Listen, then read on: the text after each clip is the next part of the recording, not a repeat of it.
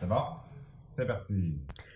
Évidemment, quand on a fait le tour avec l'électricien, on s'est rendu compte que la mise à terre n'était pas conforme, donc elle est sectionnée à quelque part. OK. En plus de ça, il y a la clip qui est là pour retenir le fil, complètement rouillé. On sait maintenant que c'est en cuivre. Ouais. Puis là, autre surprise que tu m'as appris, c'est que quand tu es venu pour couper l'eau, le robinet, Non, il ne ferme plus. il fermait plus. Non. Donc, ce qu'il a fallu que tu fasses, c'est d'appeler la ville. On a appelé la ville, ils sont venus fermer l'eau avec la valve extérieure. OK. Donc là, on peut procéder à changer la valve, mettre une nouvelle valve quart de tour OK. avec une purge intégrée pour pouvoir purger quand on ferme l'eau. Qu'on de veut la vider maison. la ligne. Exactement.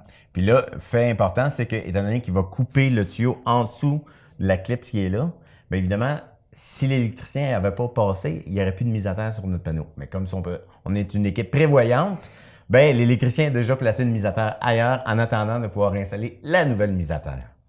Fait que je vais te laisser travailler pour ça. Merci. Merci. On va couper l'entrée d'eau, ici, en haut, en bas de la valve.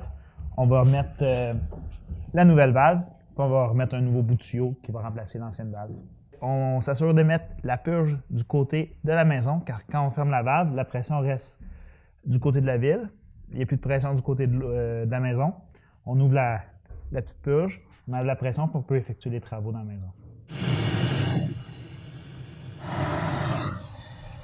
Dernière étape, on va essuyer les joints qu'on a soudés pour enlever tout l'excès d'acide, de flux, parce que sinon, ça fait une corrosion